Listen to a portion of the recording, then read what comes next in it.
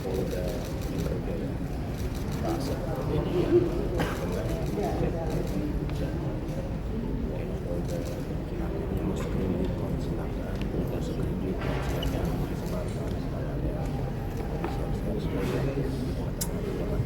sekian dari saya dulu, kita rasakan dari kita dapat bersamanya, kita belajar bersama kita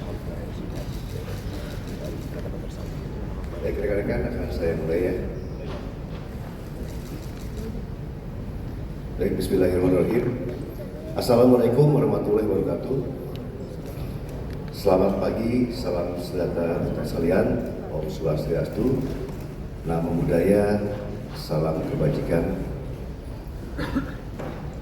Yang saya hormati hadir di sini Pak Wakapolda Metro, Pak Brigjen Dekananto, juga hadir di sini Pak Dirwimum, Pak Komsiman, serta Pak Sudit ya, Pak Akta dengan Humas dan Humas, dan juga seluruh rekan-rekan media sekalian yang saya cintai, saya banggakan.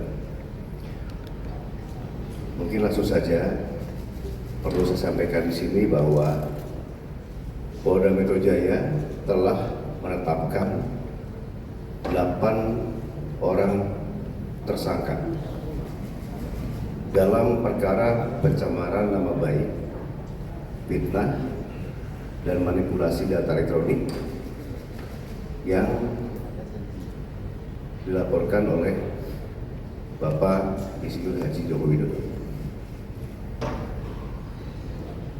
Penetapan ini dilakukan setelah melalui proses asistensi dan gelar perkara, di mana proses tersebut melibatkan ahli dan pengawas, baik dari eksternal maupun internal.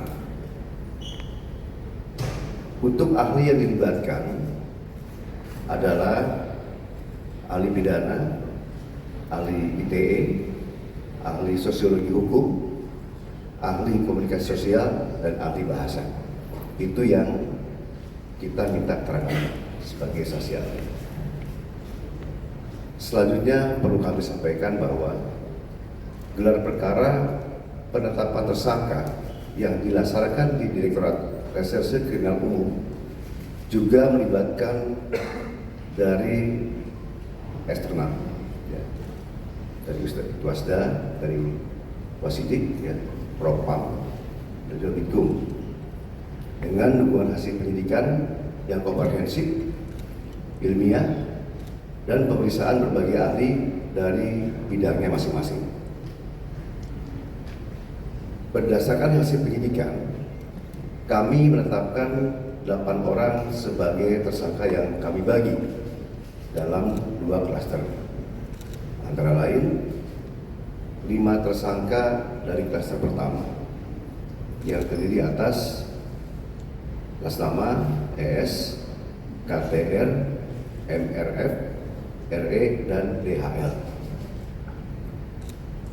Untuk tersangka dari klaster ini dikenakan pasal 310 dan atau pasal 311 dan atau pasal 160 KUHP dan atau pasal 27A junto pasal 45 ayat 4 dan atau pasal 28 ayat 2 junto pasal 45A ayat 2 Undang-Undang ITE.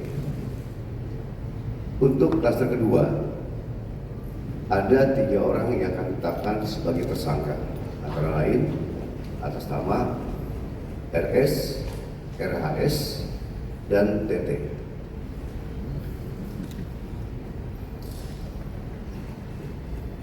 Tersangka pada klaster 2 dikenakan pasal 310 dan atau pasal 311 KUHP dan atau pasal 32 ayat 1 junto pasal 48 ayat 1 dan atau pasal 35 junto pasal 51 ayat 1 dan atau pasal 27A junto pasal 45 ayat 4 dan atau pasal 28 ayat 2 junto pasal 45A ayat 2 Undang-Undang ITE.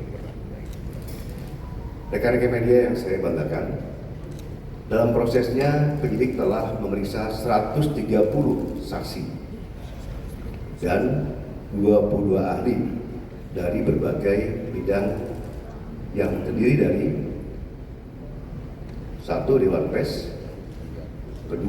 Keterbukaan Informasi Pusat, yang ketiga Dirjen Peraturan dan Perundang-undangan dari Kemenkumham, yang keempat Akademisi Digital Forensik, yang kelima Asosiasi Digital Forensik, yang keenam Praktisi Digital Forensik, yang ketujuh Ahli Bahasa Indonesia, yang kedelapan Ahli Sosiologi Hukum, yang kesembilan Ahli Psikologi Massa, yang ke-10 Ahli Komunikasi Sosial, yang ke-11 Ahli Anatomi dari UI, yang ke-12 Ahli Hukum ITE, yang ke-13 Ahli Hukum Pidana, yang ke-14 SDM Kesehatan Kemenkes, yang ke-15 Lab Dokumen dan Digital Forensik.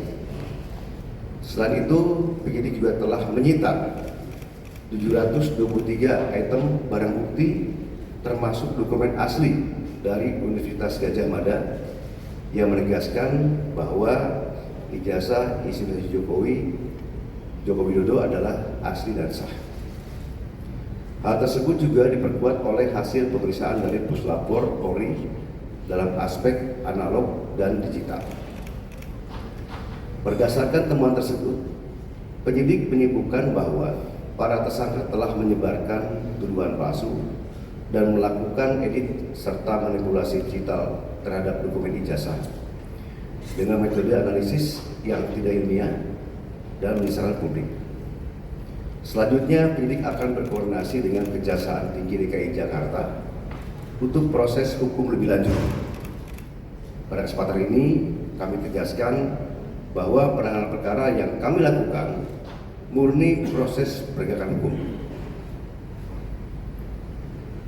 Kemudian seluruh tahapan juga dilakukan secara profesional, proporsional, transparan, dan akuntabel. Oleh karena itu, kami menghimbau kepada masyarakat untuk bijak dalam menggunakan media sosial. Jangan mudah terprovokasi oleh informasi yang tidak benar, serta selalu melakukan cek dan klarifikasi sebelum menyebarkan sesuatu. Mari kita jaga bersama suasana yang sejuk, aman, dan tertib agar ruang publik bisa selalu nyaman dan kondusif. Demikian yang kami sampaikan. Sekian, terima kasih.